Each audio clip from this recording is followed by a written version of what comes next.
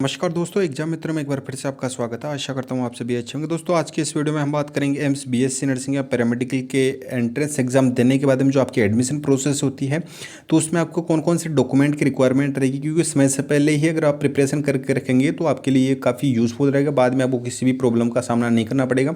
तो आपको इस वीडियो में जानने को मिलेगा कि कौन कौन से डॉक्यूमेंट जो रिक्वायर्ड हैं। वीडियो को शुरू से अंत तक जरूर देखिए।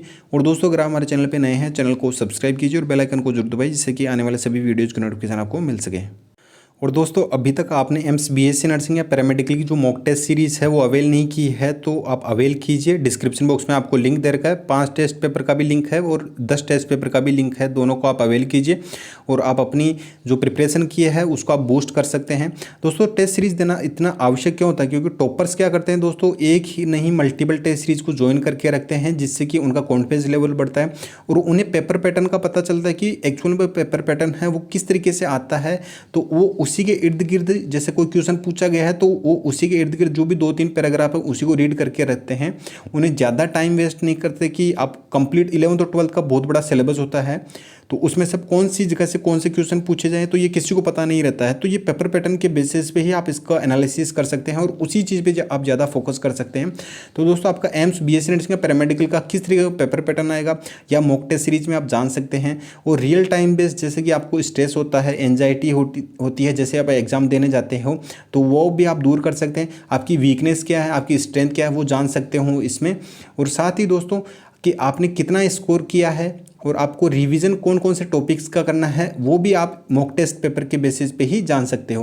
तो ये काफ़ी यूजफुल होने वाला है दोस्तों, आप इसको ज़रूर अवेल कीजिए। और मैं 100% श्योरिटी के साथ कह सकता हूँ दोस्तों, अगर आप ये 10 सेट पेपर हैं ये आप कंप्लीट करते हैं तो आपका जो एक तो कॉन्फिडेंस लेवल है वो काफ़ी हाई रहेगा और आपकी वीकनेस क्या है और आपकी स्ट्रेंथ क्या है वो भी आप जान पाएंगे। और मैं 100% ये कह सकता हूँ कि आपको जो भी, काफ़ी सारे बच्चे मुझे मैसेज करते थे कि सर हमें एग्ज़ाम किस तरीके से देना है, एग्ज़ाम पैटर्न क्या रहेगा, पेपर का लेवल किस तरीके का आएगा, तो वो सारे के सारे क्वेश्चंस आपको इसमें जानने को मिलेंगे। तो आप ये टेस्ट पेपर ज़रूर अवेल कीजिए दोस्तों।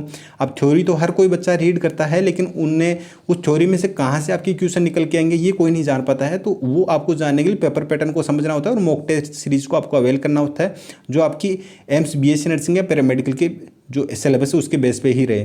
तो दोस्तों डिस्क्रिप्शन बॉक्स में लिंक दे रखा है, आप उनको अवेल कर सकते हैं। कोई भी डाउट है, कोई भी इशू है तो मुझे कमेंट बॉक्स में पूछ सकते हैं या इंस्टाग्राम टेलीग्राम पे फॉलो करके वहाँ से भी जानकारी ले सकते हैं। दोनों के लिंक आपको डिस्क्रिप्शन बॉक्स में दे रखे हैं। तो आप जैसे डिस्क्रिप्शन में जो लिंक दिया गया है आप उस पर क्लिक करते हैं तो कुछ इस तरीके का इंटरफेस ओपन होकर आपके सामने आता है। ये 10 सेट पेपर का है, तो इसका आपको 499 आपको पे करना होता है। बाय नाउ पे आपको क्लिक करना है।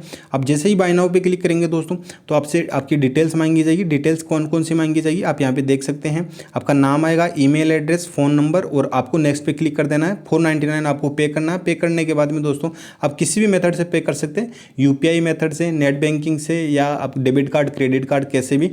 तो आपको जो ईमेल आईडी आपने यहाँ पे इंसर्ट किया, इस ईमेल आईडी पे आपको एक पीडीएफ का लिंक आएगा। उस पीडीएफ में आपको जो भी 10 सेट है पेपर के वो सारे के सारे लिंक दे रखे हैं। अब उनको आपको जो भी टेस्ट पेपर आपको देना है 1 से 10 तक के, उनके सभी के लिंक दे रखे हैं। उन लिंक्स को आपको कॉपी करके, और जैसे ये ब्राउज़र है तो आपको ब्राउज़र में कॉपी कर देना है दोस्तों। तो उसको कॉपी करने के बाद में आपको साइन इन टू गूगल पूछा जाएगा। तो आप जैसे ही साइन इन कर लेंगे दोस्तों तो कुछ इस तरीके से आपके सामने ये आपका टेस्ट पेपर वो ओपन होकर आ जाएगा।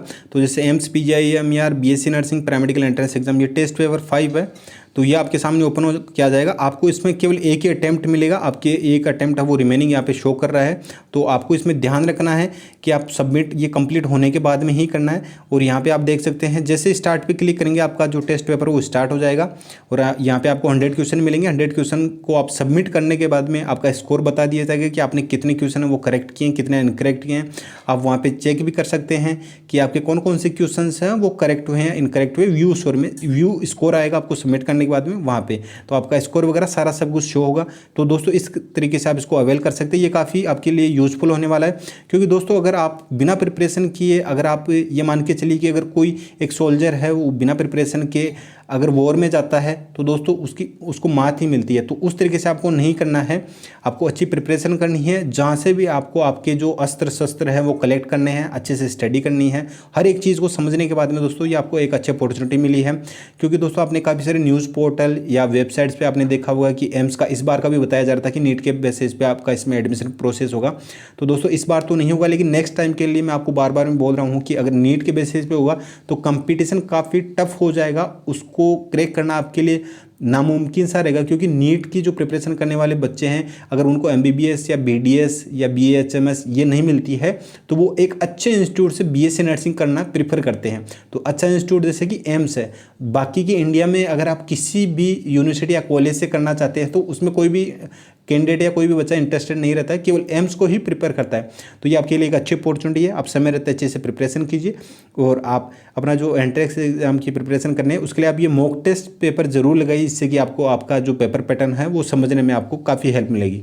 अगर आपको कोई भी डाउट हो, कोई भी इशू है तो मुझे कमेंट बॉक्स में पूछ सकते हैं। इंस्टाग्राम टेलीग्राम पे फॉलो करके वहाँ से भी जानकारी ले सकते हो दोस्तों। और दोस्तों कोई भी इंस्टाग्राम पे मुझे मैसेज करता, मैंने कभी किसी को इग्नोर नहीं किया, हर एक कैंडिडेट का मैंने रिप्लाई किया है। जो भी उनका इशू हो, चाहे वो फॉलो करते हैं नहीं भी करते हैं, कुछ बच्चे ऐसे हैं जो फॉलो करते हैं फिर अनफॉलो करते हैं, मैं उनको भी इग्नोर करता हूँ। तो आपका कोई भी डाउट हो, कोई भी इशू आप मुझे वहाँ पर आप पूछ सकते हैं और मैं बिल्कुल आपकी हेल्प के लिए हमेशा तत्पर रहता हूँ।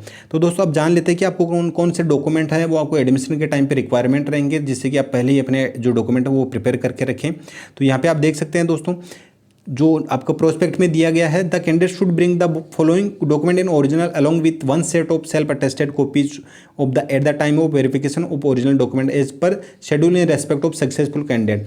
तो इसमें दोस्तों आपको ये दिया गया है कि जैसे ही आपका जो एग्जाम होगा, एग्जाम के बाद में आपकी मेरिट लिस्ट निकाली जाएगी। मेरिट लिस्ट में आपको जो टोटल सीट है उनकी 3 गुना बच्चों को है काउंसलिंग में बुलाया जाएगा। तो 3 गुना बच्चों की एक लिस्ट निकाली जाएगी, उसे मेरिट लिस्ट बोला जाएगा। अब उसमें जो अच्छी रैंक करेंगे तो उनको काउंसलिंग के माध्यम से एडमिशन मिल जाएगा। जो भी आप कॉलेज चॉइस फील करेंगे उसके प्रेफरेंस के बेसिस पे, तो इसमें फिर आपका एडमिशन जो कॉलेज अलॉटमेंट लेटर है वो आपको जारी कर दिया जाएगा। सारा सब कुछ ऑनलाइन होगा।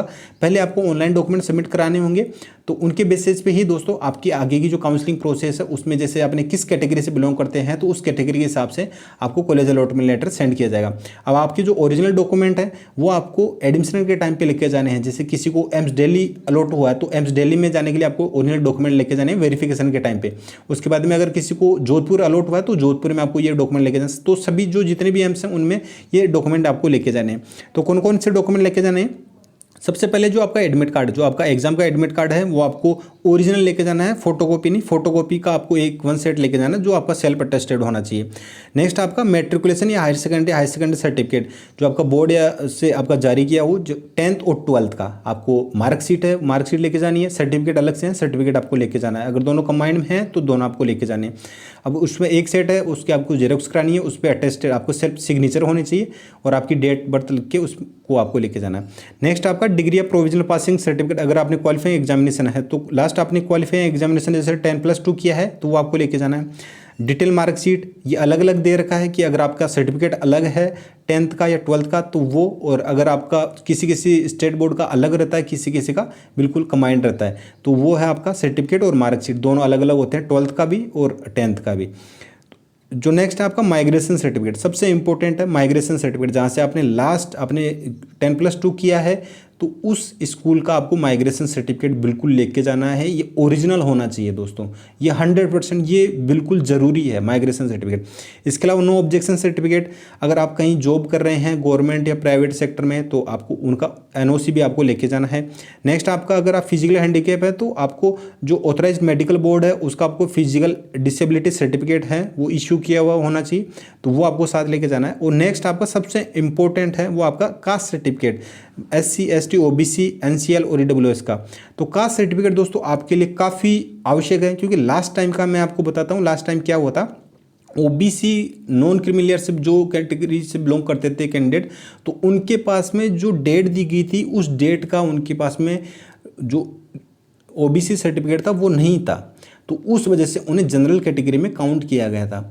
क्योंकि काफ़ी सारे बच्चों को ये पता नहीं था कि कौन सी डेट से कौन सी डेट का वैलिड माना जाएगा, क्योंकि उनके पास ओबीसी एनसीएल का सर्टिफिकेट तो था सेंट्रल का, लेकिन जो वैलिड डेट थी उसके बीच में बना हुआ नहीं था, तो उस वजह से उन्हें जनरल कैटेगरी में काउंट किया था। काफ़ी बच्चों का एडमिशन है वो अच्छी रैंक आने के बाद में भी रह गया था। तो इसीलिए मैं कहता हूँ कि आपका ओबीसी ईडब्ल्यूएस का या एससी एसटी का अपना सेंट्रल का सर्टिफिकेट बनवा के रखो। और मैंने आपको बता भी रखा है कि कौन कौन सी डेट का आपको दे रखा है, जो अभी तक इसकी कोई लेटेस्ट अपडेट नहीं दी गई है। आप यहाँ पे देख सकते हैं, जो ओबीसी का है, जो नॉन क्रीमी लेयर का है, 15 जून 2020 से 14 जून 2021 के बीच का दिया गया है। ये आपकी बीएससी नर्सिंग का है। और पैरामेडिकल और पोस्ट बेसिक का आपका 28 से 2020 से 27 से 2021 के बीच का दिया गया। तो इस डेट के बीच में होगा तो आपका वैलिड रहेगा। अभी तक कोई भी इसके लिए लेटेस्ट नोटिफिकेशन जारी नहीं किया गया है कि आपका, लेकिन अमूमन ये देखा जाता है कि आपका जो कास्ट सर्टिफिकेट है वो आपकी एग्जाम की डेट तक वैलिड माना जाता है, लेकिन कोई भी ऑफिशियल अपडेट नहीं दी गई है। जो ऑफिशियल अपडेट है, जो डेट है वो यही दी गई। तो आपका अभी जो मान के चल रहे हैं तो वो यही डेट है। तो दोस्तों ये डॉक्यूमेंट आपको समय से पहले आपको प्रिपेयर करने हैं। कोई भी डाउट है कमेंट बॉक्स में पूछें। और आपको एक और लास्ट में मैं कहना चाहूँगा कि आप मॉक टेस्ट जरूर अवेल कीजिए, ये आपके लिए काफ़ी यूजफुल होगा दोस्तों, और ये आपके लिए काफ़ी रामबाण साबित होगा। तो वीडियो पसंद आए दोस्तों वीडियो को लाइक कीजिए, शेयर कीजिए। धन्यवाद। जय हिंद, जय भारत।